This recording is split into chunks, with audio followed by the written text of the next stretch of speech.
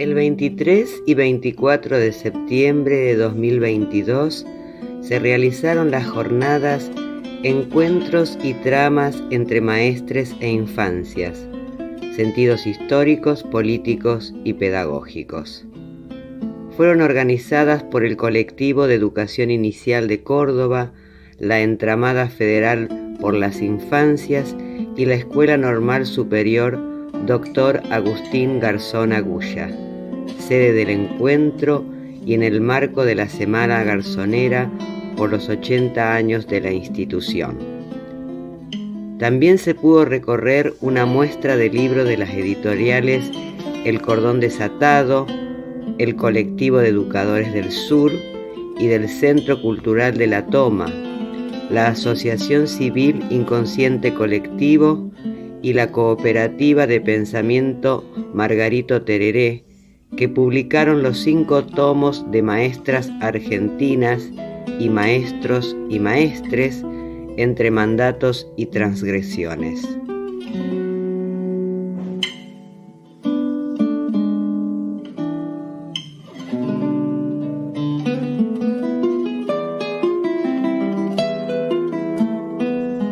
El Colectivo de Educación Inicial Córdoba instaló en las escaleras de ingreso al primero y segundo piso una muestra con el recorrido histórico de luchas y acciones político-pedagógicas desde sus inicios en 1996 hasta la actualidad.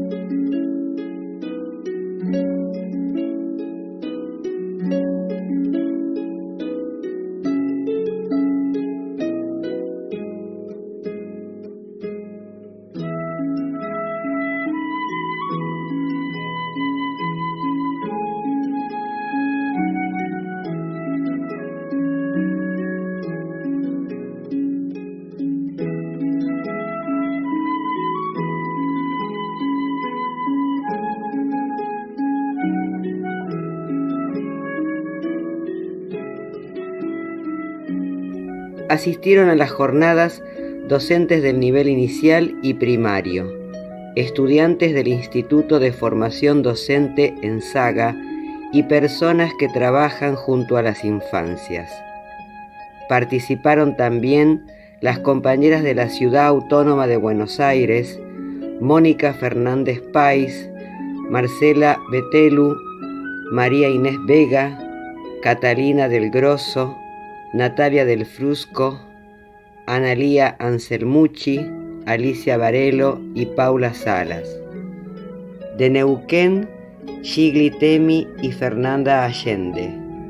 De Entre Ríos, Patricia Álvarez. De Rosario, Eduardo Mancini y Mariana Caballero.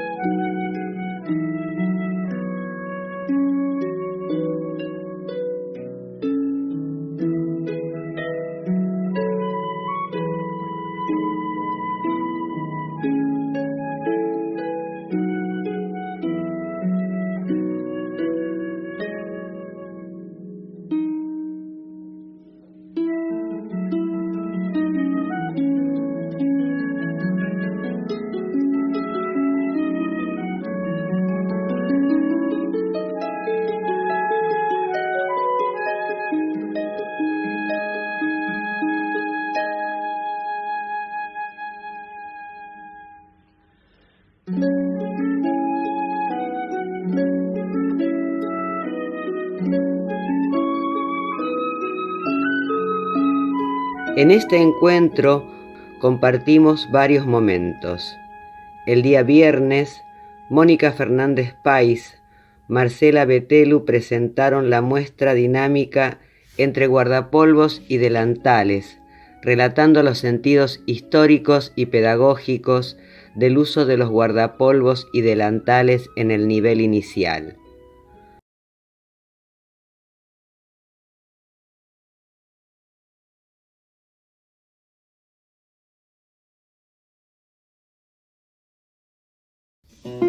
En este encuentro compartimos varios momentos.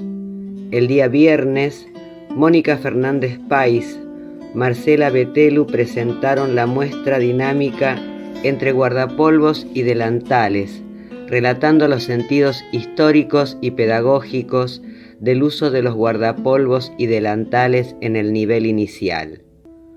Alumnas del IFED en Saga, compañeras del Colectivo de Educación Inicial Córdoba y de la Entramada Federal por las Infancias, fueron quienes mostraron los distintos guardapolvos de las diferentes épocas históricas. De la Entramada, a las autoridades de Garzón, a Ulla, a los compañeros, compañeras que nos conocemos por lo que hacemos el mismo trabajo, los docentes, a las estudiantes que están acá, a los 3 estudiantes, celebrar que estamos festejando 80 años de una escuela pública que, como decía recién, tiene nada más y nada menos que los nombres de Taborda y tantos otros que para nosotros son los grandes pensadores del pensamiento latinoamericano. Así que a celebrar y, si les parece, compartir, porque yo, un poco mirando la historia, pero un poco por esas cuestiones de querer saber quiénes somos, y para eso hace falta mirar atrás, me recontra aprendí en esto que Marcela había empezado hace mucho. Bueno, pero Mónica tiene algo muy importante, que es este libro, Historia y Pedagogía de la Educación Inicial, donde evidentemente los que lo han leído, y si no, te lo recomiendo, aluden a montones de cosas que vamos a ver ahora.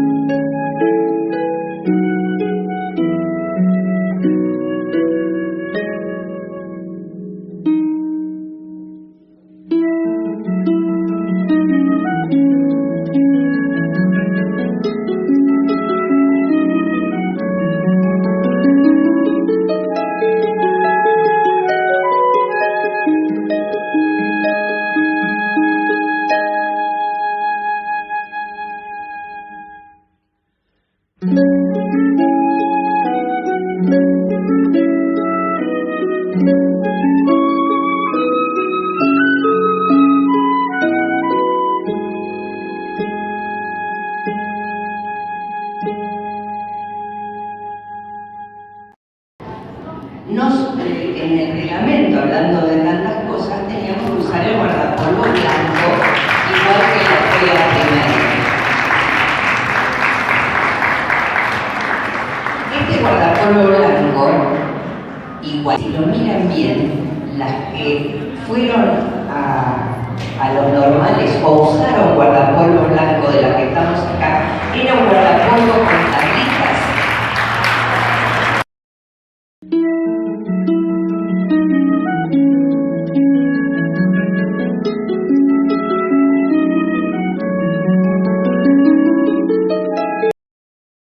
Las maestras no usaban guardapolvo, los niños sí, porque el tema de la homogeneización de esa infancia y ese dominio del cuerpo.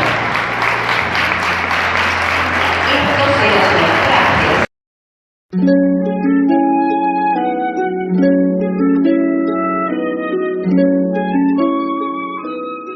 Profesora de educación física, por favor, así se vestían las profesoras de educación física de las maestras que trajo Sarmiento.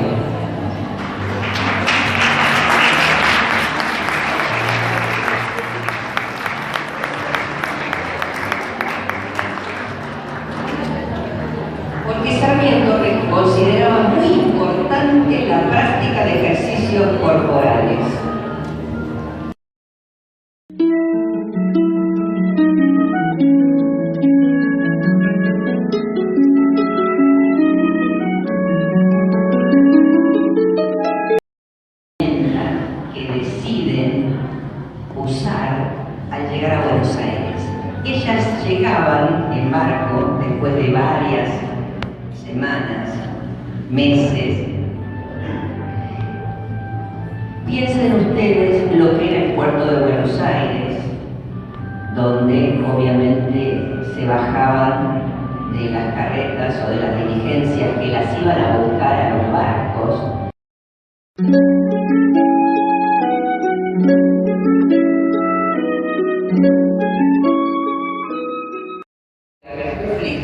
La disputa, digamos, por la civilización, esa civilización que para Sarmiento era justamente saber comer con el cubierto, ¿no? Entonces, imagínense que era muy hostil este lugar, y no solo para los vestidos, sino para todo. Muchas de ellas no pudieron estar, pero las que estuvieron, las que, digamos, consiguieron acostumbrarse y consiguieron dominar el idioma, que no es poca cosa, construyeron las bases de las escuelas normales de Argentina. El tema de la vivienda era muy serio porque ellas necesitaban luz y sol, y las viviendas tenían ventanas muy pequeñas por miedo a algún ataque.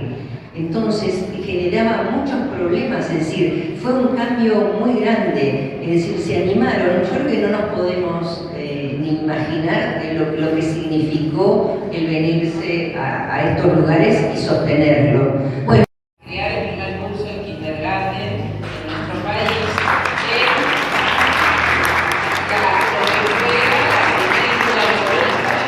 el primer jardín de infantes para nosotros y para las compañeras de Paraná, de América Latina, ¿no? Ella es Sara Ingres, ¿no?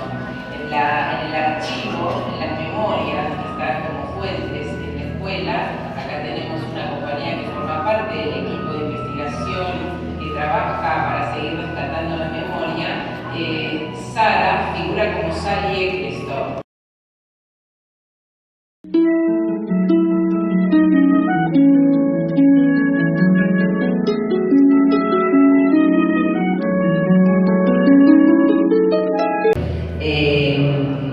Lo hicimos, todos estos trajes, excepto los guardapolvos cuadrille, los hicimos con gente del Museo del Traje. Son licenciados en indumentaria. ¿Cómo es el título? Licenciados en diseño de indumentaria, perdón, gracias. Diseño de indumentaria. O sea, son réplicas de los originales, que creo yo que fue el mejor homenaje que podemos hacer a nosotras y a quienes nos precedieron. Por eso yo siempre agradezco al Museo del Traje, porque sin ellos nunca podía haber sido, y a cada una de ustedes que han estado.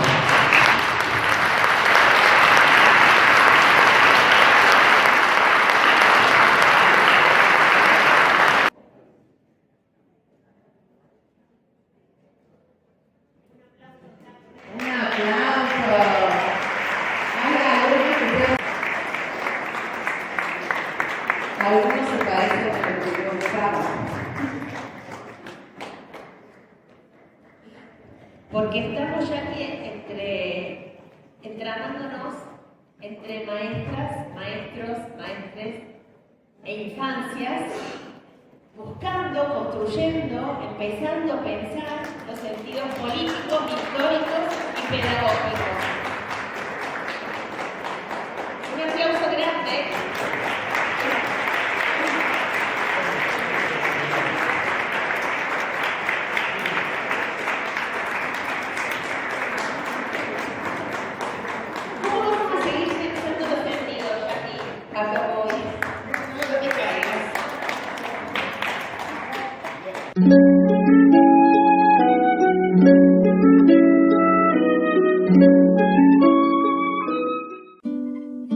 Se trabajó en 3 comisiones sobre la temática del encuentro, abordando los siguientes ejes: infancias, maestres, cuidados y educación; maestres como constructores de saberes pedagógicos desde la singularidad de las prácticas cotidianas; y condiciones de trabajo en las escuelas y espacios educativos. Participaron más de 30 compañeros, quienes dieron cuenta de sus experiencias. Luego de más de 1 hora de fluidos intercambios, cada grupo llegó al plenario con una síntesis de lo trabajado. Estuvimos viendo algunas viñetas, también estuvimos viendo los Tornichi.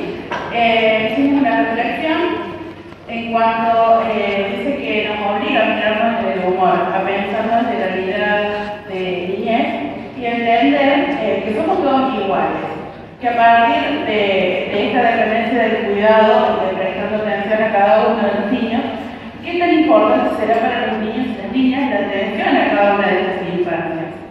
Construir vínculos, un lazo, construir esos puentes, posicionarnos en la pedagogía del cuidado para garantizar la educación como derecho, no solamente desde la amorosidad por la amorosidad, sino desde la pedagogía del cuidado, garantizar la educación como un derecho. Estas infancias, el derecho del juego como fundamental, aprender desde el juego y para el juego, que ese derecho pueda ser cumplido, logrando en los niños una cierta autonomía, la participación sobre todo de ellos, siempre desde la confianza, como un punto de encuentro que inicia ese vínculo con todas las infancias. Creemos que también vamos a destacar esto de Carlos Freire, que dice que tenemos que creer y reinventar las infancias para lograr futuras infancias. Una de las tensiones tenía que ver si cuando nosotras como docentes nos encontramos en el aula, estamos formando a futuros adultos, adultas, adultos, o estamos trabajando con niños, con infancias, ¿no? Esa fue una tensión que apareció y se discutió. Otra tensión tenía que ver con cómo en el cuidado hacia la infancia y en nuestras prácticas como docente repercuten las diferentes perspectivas en torno a la infancia, ¿no? Hablamos desde un lugar más tutelar, desde el protagonismo infantil, desde la perspectiva del derecho, desde dónde nos posicionamos. Y también apareció una discusión en torno al lugar del Estado como garante de derechos para pensar la infancia en los espacios educativos o no educativos en general. Este fue también publicar el intercambio de reflexiones, conceptualizaciones, experiencias y bueno, recuperamos así muy sintéticamente estas ideas que transmito ahora. Dice, el docente es el mediador transmisor de la cultura, donde el estudiante, como sujeto de derecho, es protagonista, construyendo ciudadanía juntos, nunca solos o aislados. En tanto que los docentes, los alumnos, se les da el derecho de ser protagonistas, es importante el planteo de interrogantes para reflexionar y revisar las prácticas entre colegas que permitan el surgimiento de nuevas miradas. En el grupo hubo una gran cantidad de alumnas de primero, segundo y tercer año y algunas de cuarto del profesorado de nivel inicial y del profesorado de nivel primario.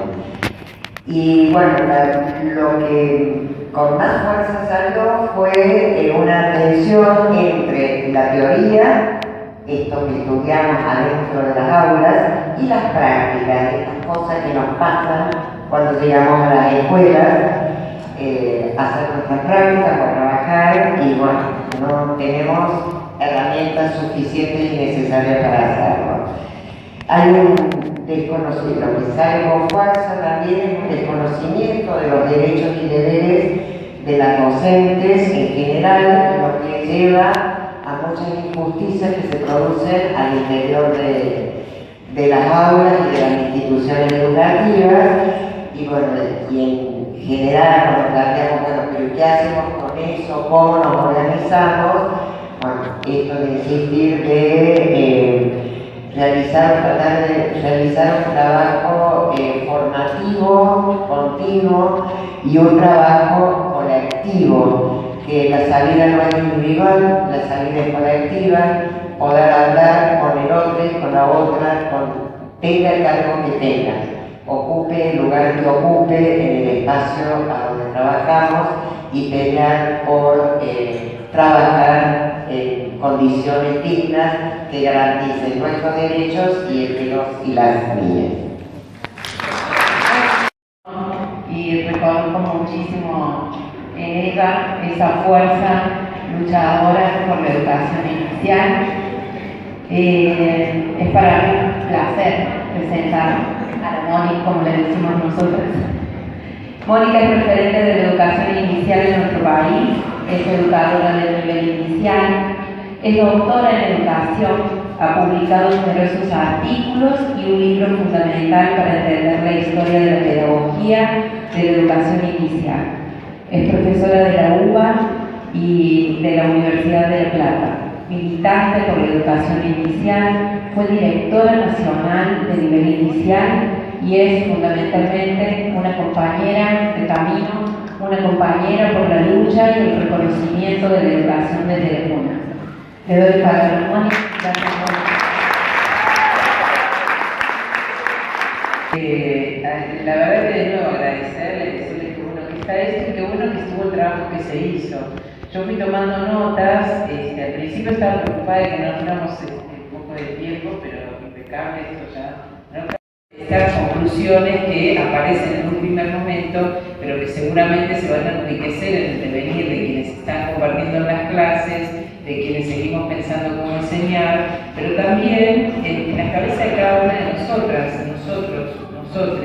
Es decir, uno después de que participa de estos espacios, pasan los días y las ideas siguen dando vueltas y ahí empiezan a aparecer nuevas ideas y nuevas preguntas. El encuentro de hoy y el encuentro de mañana está dando vueltas alrededor del tema de las infancias, de la niñez, podríamos decir, para pensar los sujetos que hablan, sujetas que hablan. Y siempre allí nos encontramos con un primer punto para discutir, que tiene que ver con esto que ustedes trajeron acá, el derecho, ¿no? El derecho que el siglo XX, posterior a las guerras, tuvo que enunciar para señalar, subrayar, visibilizar aquello que no sucede con las niñas y los niños y las niñas. Ahora, yo creo que nosotros, trabajando en este tema, dedicando nuestra vida y siendo hoy algunas y algunos y algunas de nosotros, pero muchas más, van a ser futuras especialistas en este tema, y no por lo que digan los títulos, sino porque vamos a saber del asunto mucho, vamos a dedicar muchas horas a trabajar con las niñeces. No podemos seguir pensando y nombrando la idea de los derechos que acá se reclaman como conclusiones de los ejes, sobre todo del 1, pero en el 2 también, creo que en el 3 también, cuando se habla de condiciones de trabajo, sin enunciar esto, cada vez que lo hagamos, pensando en qué contexto lo estamos diciendo. Y lo decimos en un contexto de un país que es la Argentina, que es América Latina, que es heredera de esa conquista que nosotros hoy la vimos. O sea, nosotros no nos formaron las maestras de nuestro país que provenían de las culturas originarias, mestizas con los europeos que llegaron en los procesos migratorios, sino que nos forman directamente las norteamericanas que nos traen una idea. Nosotros les queremos, las vamos a seguir homenajeando, pero no nos olvidemos de eso, ¿no? Es decir, ahí hay una marca. Y después hay una marca fuerte que somos argentinas, que vivimos en América Latina y que estamos atravesando procesos de profundo empobrecimiento. Tenemos el 50% de nuestros pibes que algunos tienen algunos de sus derechos cumplidos, pero viven en condiciones de pobreza. Eso no nos lo podemos olvidar. Ninguna de las que trabajemos en una escuela, aun cuando nuestra escuela, nuestra sala, nuestro grado, tengamos la suerte de que nuestras niñeces coman todos los días, de que sus familias tengan un trabajo digno, Es decir, ¿por qué? Porque eso nos ubica el escenario en el que esas pibas, esos pibes, esos pibites, y perdonen que yo lo diga así, pero yo lo digo siempre provocante a propósito, porque cuando decimos los niños y las niñas, y ustedes saben que en la ciudad de Buenos Aires no nos dejan decirles niñas, pero acá podemos, estamos recibiendo a todo un grupo de ciudadanos que no van a ser futuros ciudadanos, ya son ciudadanos por el solo hecho de haber nacido en este país. Entonces esos ciudadanos se van a criar, se van a crecer, se van a desarrollar con esa sociedad en la que compartir.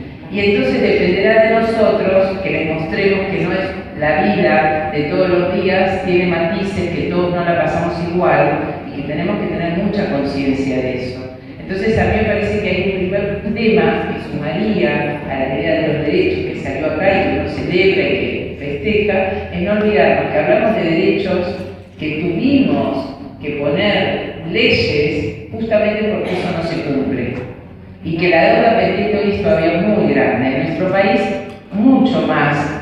Cuando nosotros teníamos en la década del 40 un eslogan que decía los únicos privilegiados son los niños, hoy diríamos las niñas. Pero no nos olvidemos que esa política pública estuvo vigente en la Argentina y que si bien al eslogan nadie lo atacó, ninguno de los procesos dictatoriales y de proscripción que hubo después, al concepto, a la idea no se le atacó, sí se atacó a la política pública que le daba derechos a todos los niños y a las niñas. Y no nos podemos olvidar de que hoy quienes se sientan a la mesa de la toma de decisiones de los derechos de las niñas, los niños y las niñas, muchas veces son los mismos que después no les dejan llegar a comprar lo que venden a las familias. Estoy hablando de los grandes grupos económicos.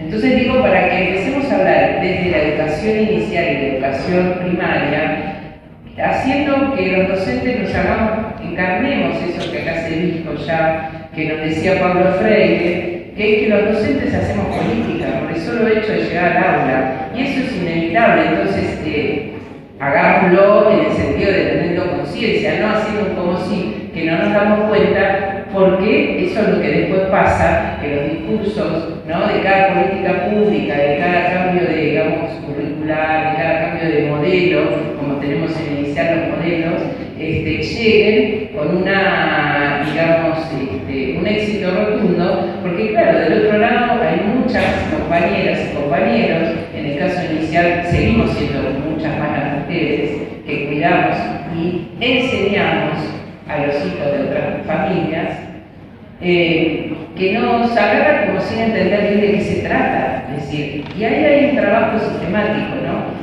que tiene que ver con las condiciones de trabajo, que recién no lo traía en la conclusión como un problema grande de tensión entre la teoría y la práctica. Y yo diría un problema grande en las condiciones y ambientes de trabajo. Ustedes saben que la CETERA y otros sindicatos a nivel internacional, en función de lo que plantea la OIT, que es la Organización Internacional del Trabajo, habla de CIMAR, condiciones y ambientes de trabajo docente, de trabajo. Bueno, ¿qué pasa con estas condiciones de trabajo? ¿Cómo están habilitadas las condiciones para que nosotros desarrollemos nuestro trabajo? Y eso implica esas tensiones, en el caso de los docentes, entre la teoría y la práctica.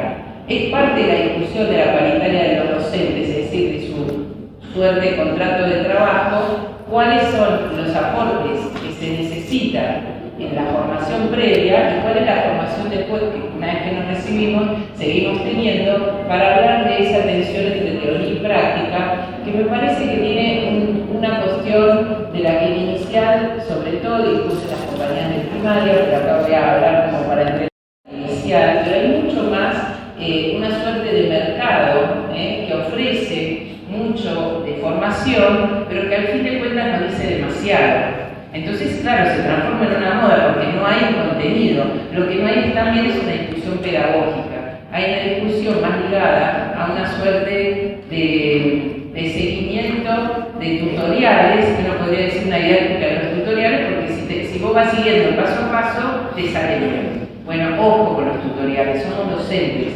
no somos meros repetidores de lo que otros nos dicen. no somos menos ejecutores de lo que otros dicen como técnica.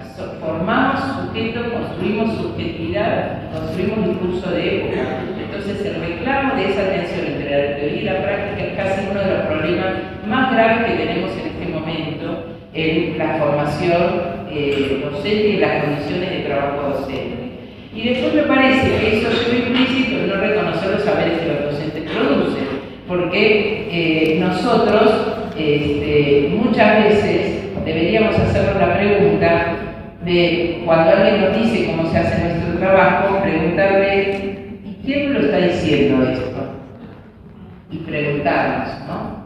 Uno mira la tele, mira un programa de cocineros y mira si sabe cocinar y mira y se da cuenta si al menos eso tiene pinta, pero después siempre hay alguien que te cuenta que ese cocinero tiene un restaurante o tiene una cadena donde hace el trabajo ese que te dice.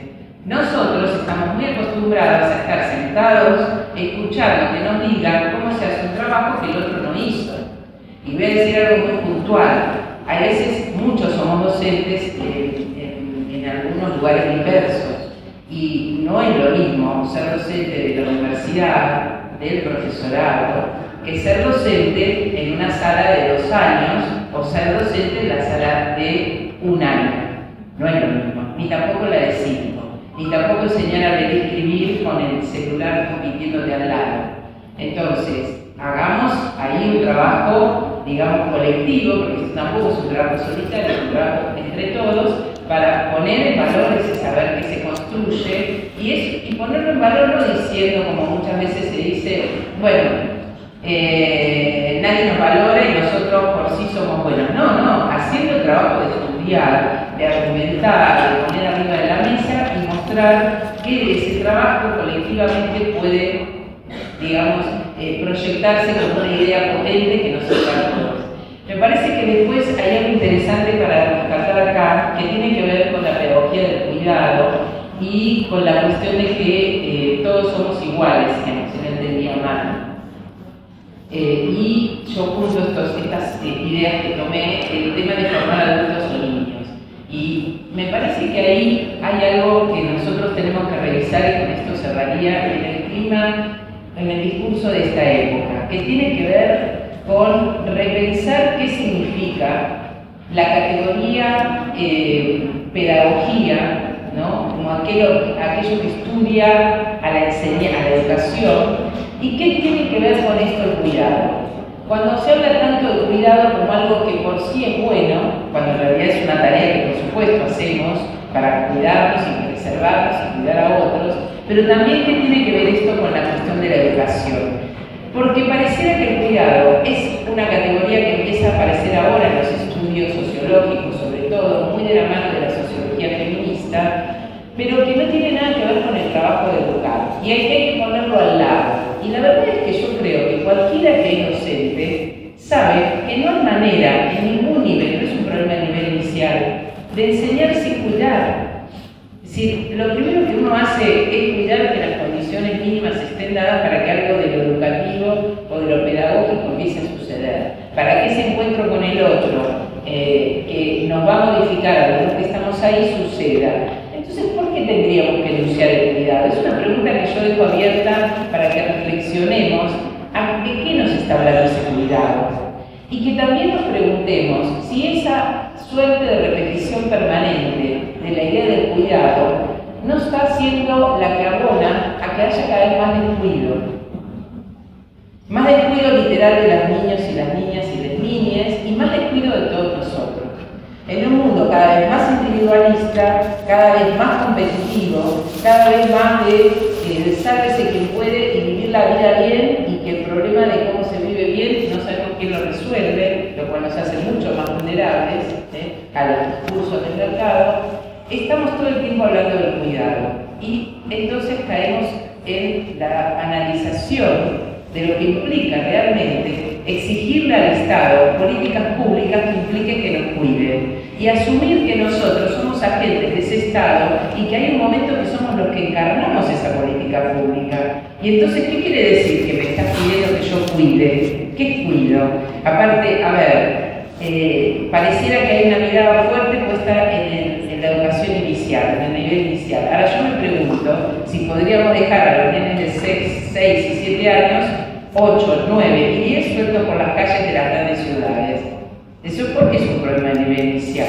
O sea, ¿por qué esto se pone como un problema de algunos? Creo que tiene que ver con un legítimo reclamo, pero quizás desordenado en la manera en la que se lo pronuncia, entiendo yo, que tiene que ver con el problema de las familias y que tiene que ver con el problema que tenemos las mujeres con criar hijos. Pero eso no se resuelve nada más que pidiéndole a algunos docentes que pongan en práctica una política pública en su aula, en su sala, en su patio, en su pasillo, cuando es un problema más grande. Y cuando el problema del cuidado no lo puede resolver la escuela, el problema del cuidado es que lo cuidemos todos y entre todos. Y la verdad es que tenemos muchos problemas hasta para abrir la canilla y tomar agua porque nadie nos está cuidando del agua que estamos tomando, por ejemplo. O no nos cuidan del fuego, o no nos cuidan de... Entonces, me parece que es bueno que pensemos si esa pregunta en relación a lo que es el cuidado es un tema que tenemos que nosotros los docentes compartir más con la sociedad y preguntar qué cuidado nos piden que nosotros garanticemos adentro de las aulas. Porque las familias nos piden que garanticemos cuidado y cuando algo de eso no sale como ya se esperan, vienen todas las amenazas y los problemas que estamos teniendo en muchísimas instituciones y sobre todo en la educación inicial. En el marco de un discurso que pone a los docentes bajo sospecha todo el tiempo, por irresponsables, por vagos, por peleadores, infinidad de formas de nombrarlos. Entonces me parece que a veces algo que uno toma para sí como algo muy bueno, hay que preguntarse los límites y hay que preguntarse quiénes más tienen que ayudarnos para que eso se garantice. Si no nos agarramos una pelota que no es nuestra nada más, nosotros no podemos cuidar de la sociedad, somos muchos más los que cuidan. Y finalmente les diría que estamos atravesando, más allá de lo que trajeron algunas ideas que yo tenía como preocupación, estamos atravesando un proceso muy profundo de mercantilización de la educación en la Argentina. Se está dando en todos los países de América Latina, pero en la Argentina con fuerza. Se están instalando todos los días las categorías de la economía adentro de las lógicas de cómo nombramos en las aulas, los documentos que usan en la parte administrativa de las escuelas, las maneras en que se usan las plataformas, la lógica con la que naturalizamos que los pibes tengan una suerte de legajo que va a quedar de por vida, diciéndole a un futuro empleador que en la sala de 5 tenía problemas de conducta, porque ahí queda eso dando vueltas. Tenemos que estar más atentos a ver qué es lo que nos están proponiendo, porque saben una cosa, al Banco Mundial, desde hace 2 años, le interesa saber qué vamos a hacer. Hay un documento que se llama Cuando tengamos 64, que es el que analiza qué se va a hacer con los viejos, por la sobrevida, y qué se va a hacer con que cada vez nazcan menos pibes. Y en el medio nosotros hablamos de los derechos, hablamos de cuidado, nos llenan de tutoriales de cómo se trabaja, pero la pregunta acerca de esta sociedad se la está haciendo el Banco Mundial, se hace la OCDE, se hacen los que tienen el poder para decidir sobre nuestras vidas. Y nosotros como docentes somos los que tenemos que agarrar esa, digamos, inquietud que ellos tienen y ver qué hacemos nosotros en las aulas con esto. Ver qué va a pasar con esos niños que cada vez son menos, que nacen en un mundo que nos proponemos los preserve de la cuestión de género, los preserve de los problemas de discriminación racial, los preserve de la gordofobia, los preserve de los, digamos, embates de los mandatos de belleza, pero es un mundo que cada vez tiene menos niños, niñas y niñas por nacer, pareciera. Y eso que les preocupa a esta gente, les preocupa porque hay que ver quién va a sostener el sistema económico. Entonces, esos niños, que cada vez son menos, van a tener un destino, además de deudas, van a tener que venir a hacer lo que ahora somos mucho más. Y, por otro lado, en algún momento vamos a formar parte de ese número de gente que seguimos estando, y como escuché el otro día en un responso de un familiar que cumplió 90 y alguien sacerdote le dijo, se quedó a cumplir horas extras. En cualquier momento nos sacan las horas extras, pensé yo, ¿no? Entonces, ojo, cuando pensamos que nuestro trabajo es nada más que un trabajo que tiene que ver con ver cómo se adorna, que tiene que ver con cómo se hace algo que es lindo y divertido. Es mucho más profundo y en eso estamos trabajando y ustedes hoy en estos ejes, en estas conclusiones, dan cuenta cabal de eso. Bueno, gracias.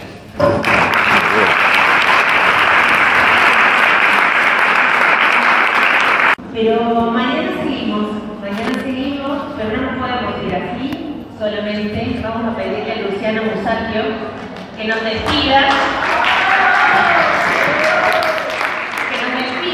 con esta bendición.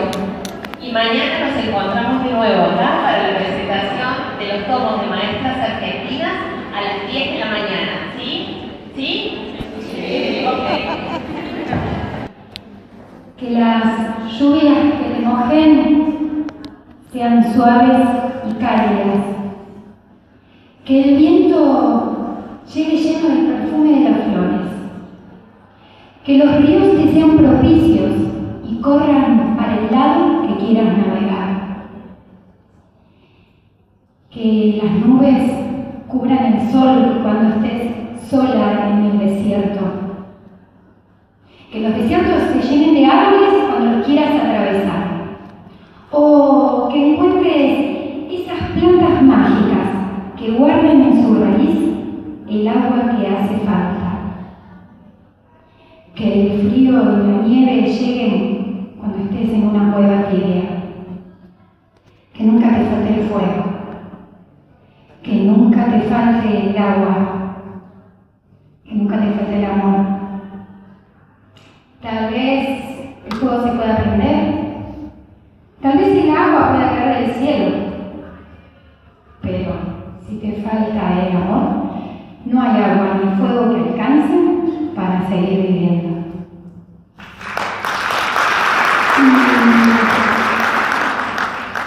Y quiero nombrar